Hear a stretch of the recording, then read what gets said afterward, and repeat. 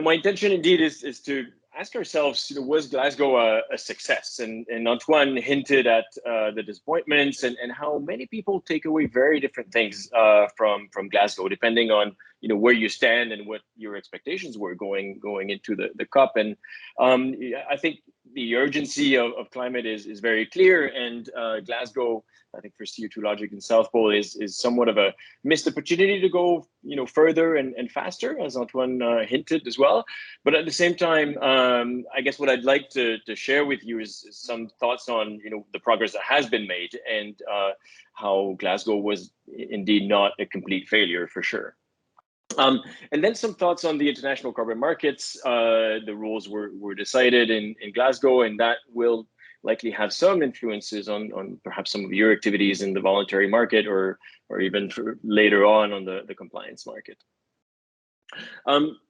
Thinking about this, I sort of brought me back to where I started in this process. My first COP was in The Hague, COP6 in 2000. I was an intern back then, and at that COP, the process of the negotiations was pretty poorly managed. The NGOs were kicked out for about 4 or 5 days as well for having demonstrated within the venue, and the COP did not reach any decisions. It needed actually to reconvene. All countries needed to reconvene 6 months later to actually get to some decisions. Another big failure was Copenhagen, as some of you probably remember, and you might recognize some of the faces here of our world leaders back then, who also failed to come to a new global agreement that was to replace the Kyoto Protocol that was in place, but to which some key countries hadn't signed on. So that really led the whole process of UN climate negotiations to a standstill and soul searching, really, in some ways. Climate diplomats were really wondering, what was the role of international cooperation to solve this global problem after Copenhagen. And it took 6 years effectively to actually put the train back on rails and get to the Paris Agreement. And so back in The Hague, we were negotiating the rules, the nitty-gritty rules for implementing the Kyoto Protocol, just like we finally just finished the negotiations of the very detailed rules for implementing the Paris Agreement now in Glasgow. So that in itself is somewhat of is certainly a success, and countries, governments from all countries have a clear rule book now for implementing the agreement and reporting to each other on the progress that they are making towards achieving their own targets. So Glasgow indeed was a big deal. It was a COP 5 years after Paris. The Kyoto Protocol, the second phase of the Kyoto Protocol, ends in 2020, and Glasgow was effectively, it was the COP to transition into the implementation of the Paris Agreement starting in 2021.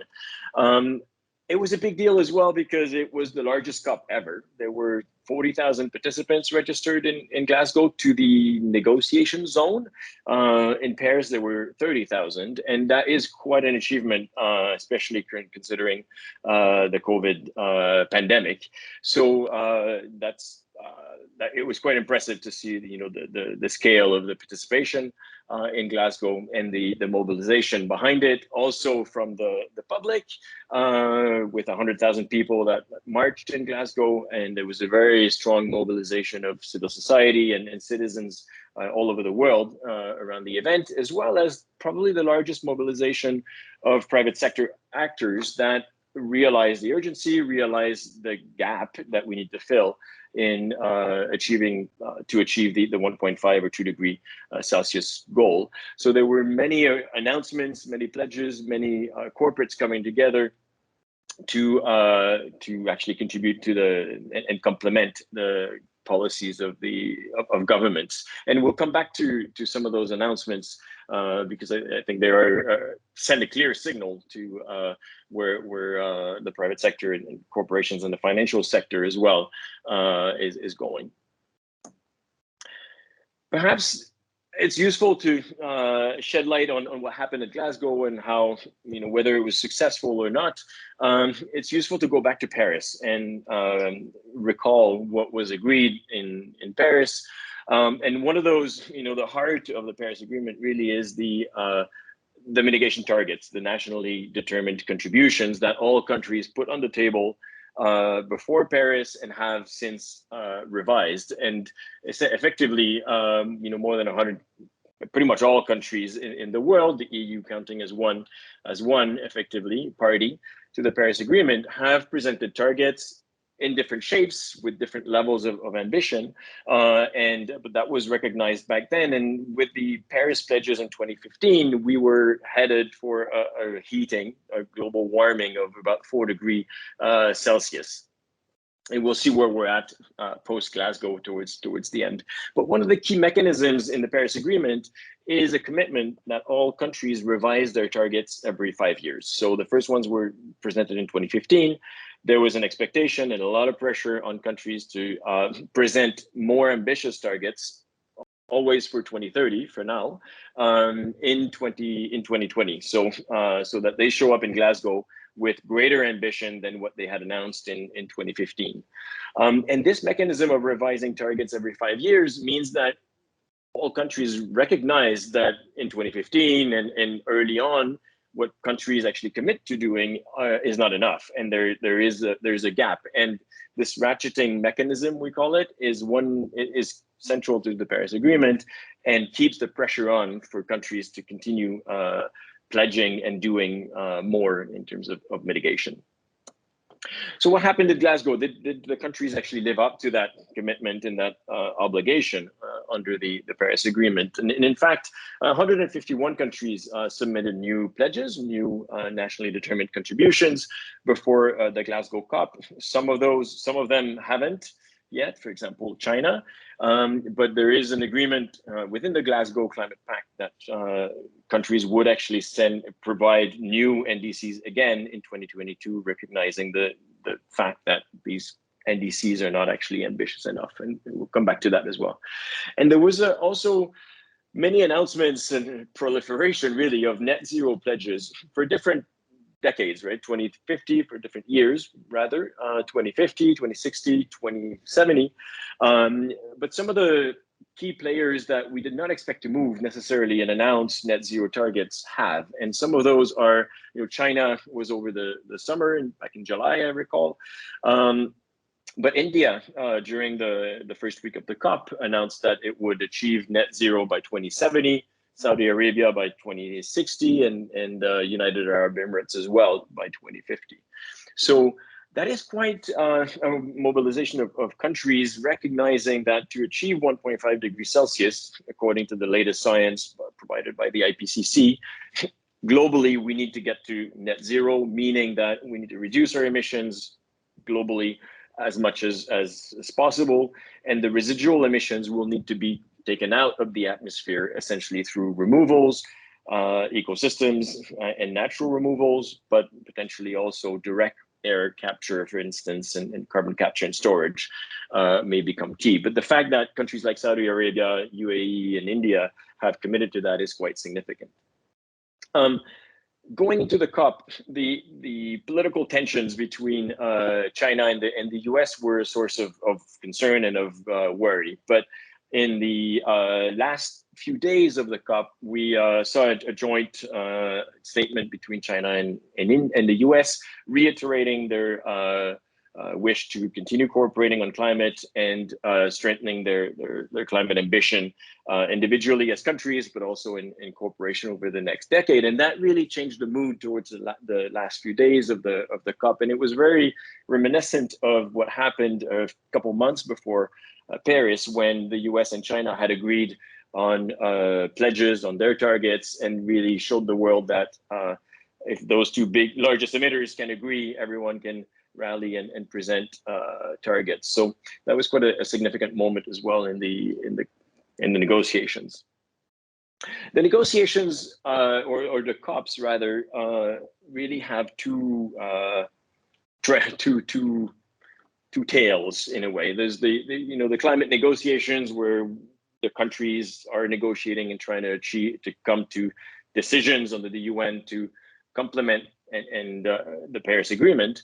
And there's everything else that happens outside of those negotiations. So I'll try to touch on both of those to give you a sense of the progress made in Glasgow. One of the key achievements of the UK presidency overseeing the negotiations in Glasgow was the Glasgow Climate Pact. And that amounts to an overarching decision that actually reiterates the urgency of climate, of the climate crisis. And the last time there was such an overarching decision was back in Paris. So they really wanted to, the UK presidency really wanted to mark the moment and the start of the implementation of the Paris Agreement. And one of the key highlights in the Glasgow Climate Pact is that 1.5 degree now is reiterated, but not only is it reiterated, it actually has become the new reference to gauge whether we are solving the problem or not, and whether countries and DCs are ambitious enough to achieve the Paris goal. So 1.5 degree now is really the reference and the guide for setting new targets and for achieving resolving the climate crisis. There's also a strong reference to global net zero by mid-century. So as the international community, and reductions of 45% by 2030. Again, altogether globally. On mobilizing finance, this is a key and very, very sensitive issue that is important to highlight as well. Back in 2009, in an attempt to actually nail a deal in Copenhagen, developed countries had announced and committed to mobilizing $100 billion per year in climate finance to support developing countries, both in achieving their targets and in adapting to the climate change impacts that are becoming more and more evident. And that was part of the deal. And in Paris, this was reiterated. And in fact, the $100 billion of climate finance was essentially in exchange to all countries taking on climate targets. Under the Kyoto Protocol, only about 40 countries, developed countries, had mitigation targets. Under Paris, everyone needs to contribute. And the counterpart of that was that developed countries were going to support developing countries in achieving those targets. But going into Glasgow, we realized that this target of mobilizing $100 billion by 2020 was not achieved, and in fact was about 20% missing. So that really poisoned the mood in Glasgow and made the negotiations really, really hard. And developing countries, of course, were disillusioned about the developed countries not having met that target. So there were decisions to reinforce this and to actually provide greater assurance to developing countries that this finance will be there. Perhaps a last key point on the need for adaptation, and especially for what's called loss and damage, addressing loss and damages. And this is a call from developing countries, especially the poorest and most vulnerable to the climate impacts, for some kind of compensation for the losses and damages that they will suffer at some point, and perhaps already today, from climate impacts. And this actually, there was a lot of emphasis in Glasgow, and no decision's been made, but there's a clear process now for actually coming up with some kind of mechanism to provide an answer to those developing countries, small island states, for instance, and least developed countries on this idea of loss and damage. Outside of the UN negotiation track, effectively, there was a huge effort by the UK presidency to mobilize civil society, businesses, and countries around a few key themes. And they went around for 2 years, around the world for 2 years, with this agenda of developing new initiatives, alliances, collaborations on coal, cars, cash, and trees. And there is more than a dozen pledges and alliances that were announced and created in the lead up and in Glasgow. And following those 4 themes, and even beyond that. And it's probably interesting to highlight some of those because they send a clear signal, especially for those countries that have signed up to these initiatives, as to what the governments actually intend to focus on in terms of policies going forward. In fossil fuels, and it was quite unprecedented that actually phasing out fossil fuels was part of the Glasgow decision. This was the first time that fossil fuels were referenced in a UN decision.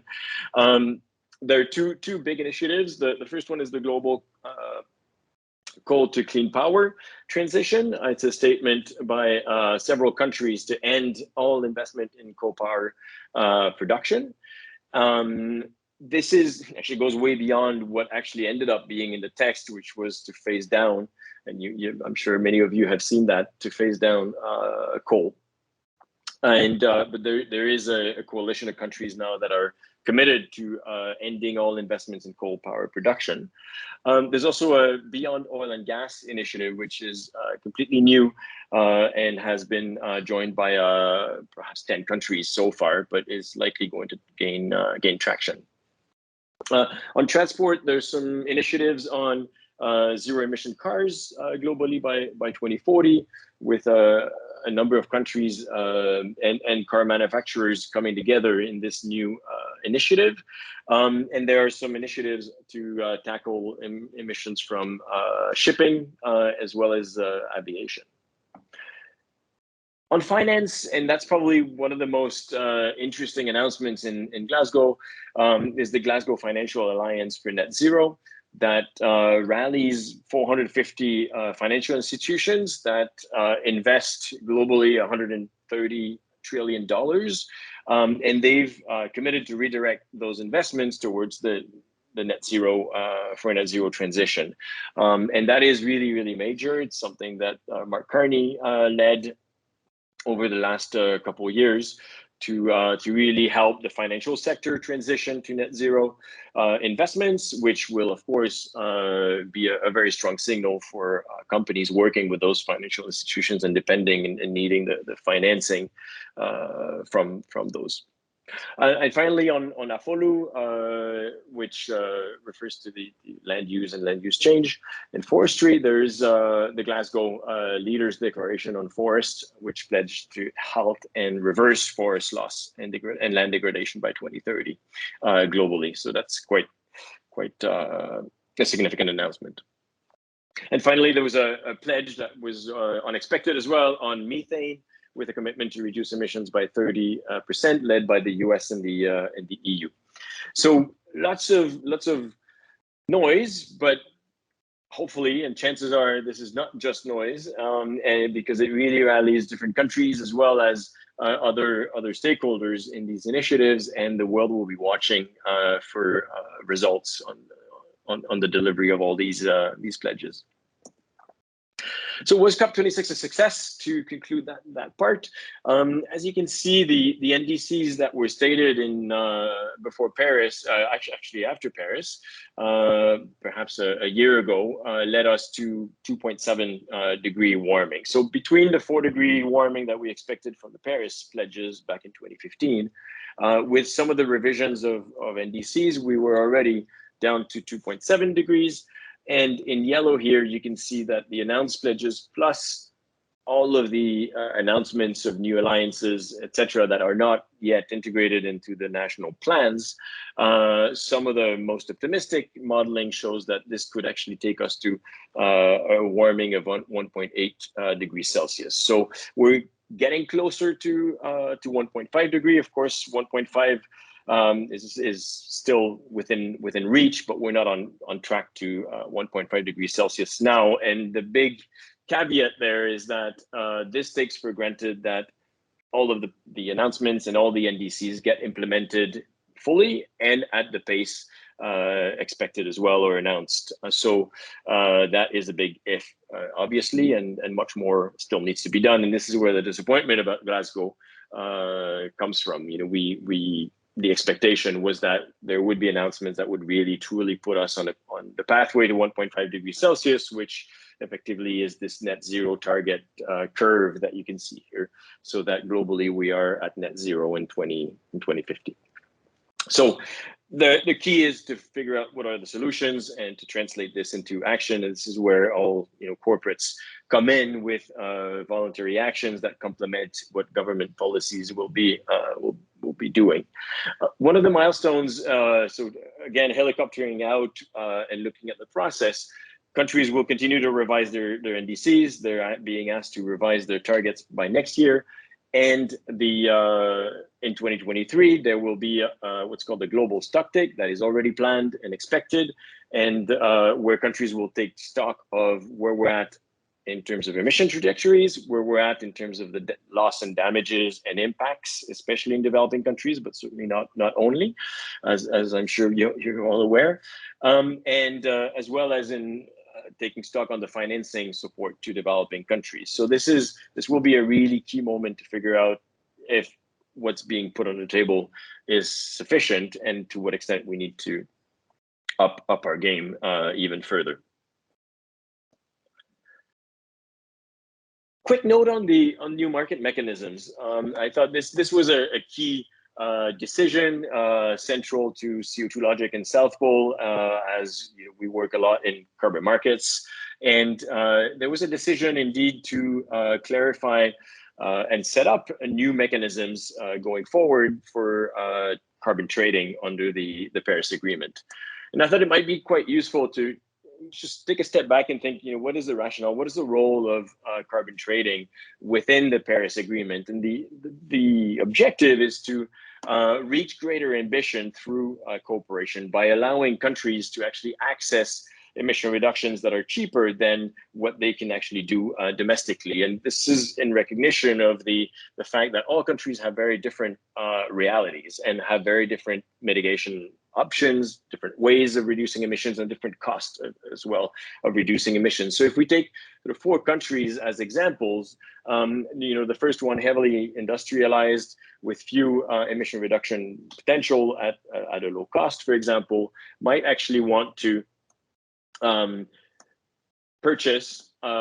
pay for emission reductions in country B in a similar way as a corporate might buy carbon credits to offset its emissions, right? So the ITMO acronym here is something that you'll come across probably going forward. It refers to the internationally transferred mitigation outcomes. You can think about those as a carbon credit that country B generates through a project, through a program that reduces emissions, and that country A uses against its own NDC.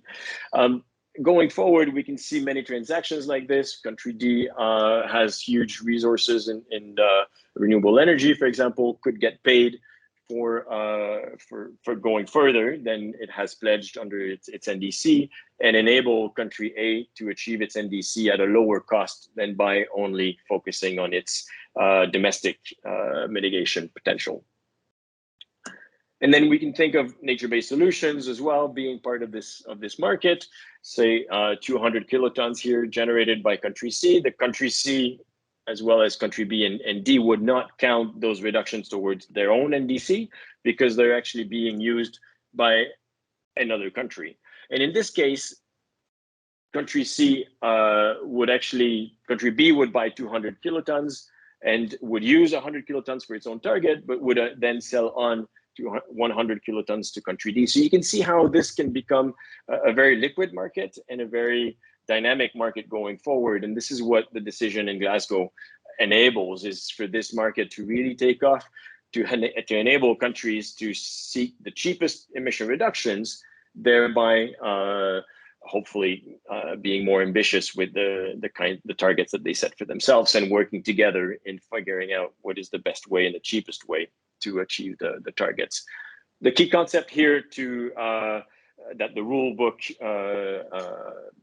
provides guidance on and rules is avoiding double counting. So when a country, for example, country D sells 100 kilotons to country A counts it towards its NDC, country D then cannot account it towards its own NDC. And this is to, of course, make sure that the atmosphere sees the emission reduction fully and that it is not double counted. 2 mechanisms were set up, and I'll conclude right after this. essentially, we can think of this process as generating a carbon asset, a carbon credit, and transferring it and using it by having another country use it. So what the rulebook creates, the decision in Glasgow, is the Article 6.4 mechanism that is very similar to the Clean Development Mechanism that will enable for UN stamped carbon credits to be generated. There are a whole bunch of different other ways of generating carbon credits through the voluntary standards, through the trading allowances between countries under an emissions trading system, for example, like between the EU system and the Swiss system, for example. Those are all carbon assets that can be traded across borders. What the decision regulates in this case or creates is the Article 6.4 mechanism for UN carbon credit to be created. But when any of those carbon assets get transferred across a border, then that's when they become an internationally transferred mitigation outcome. And whether they're bought by a public or a private entity, when they're used towards an NDC target, they need to follow the Article 6.2 guidelines on avoiding double counting. And that's what the rulebook also clarifies for when a country uses it towards its own target.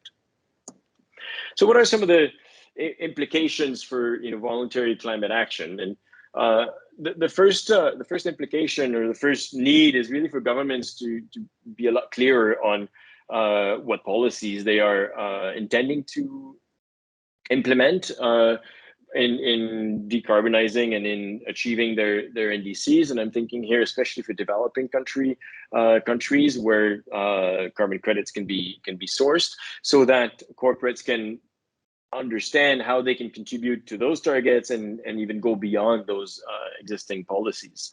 The voluntary carbon market, voluntary purchase of carbon credits will remain a key, will continue to have a key role going forward in supporting the sectoral decarbonization, including supply chain decarbonization. And these will need to be taken into account in some ways in the country's NDCs. And I wanted to highlight a few sort of voluntary initiatives I'm sure you're aware of that are quite significant for the voluntary carbon market, and especially the SBTi net zero standard, the voluntary carbon market integrity initiative, and especially the last one, the Integrity Council for Voluntary Carbon Market, which was the task force for scaling up the voluntary carbon market. And what's really shifted now in the conversation on this is the fact that when aiming to have a high integrity voluntary carbon market, there was a lot of focus on the generation of the asset, how to make sure that the carbon credits are additional, how to make sure they have high integrity. And now with the NDCs and the Article 6 rules, there's a shift to also looking at how the claims are used. What are corporates claiming when buying carbon credits? Is it offsetting? Is it contributing to an NDC? And that is something that these initiatives are paying more and more attention to, and will become central to the conversation going forward. So in conclusion, these UN negotiations and these COPs are a process. There will be another COP next year and a global stocktake in exactly 2 years. And the global stocktake is likely going to be in several events over 2023. So there are built-in steps to make sure that we get even closer to being on track to achieving the Paris Agreement. And there is a proliferation of other initiatives, private sector driven, and as well as driven by coalitions of countries that can provide some hope that the emissions will be going down, following gradually getting onto the trajectory that is needed.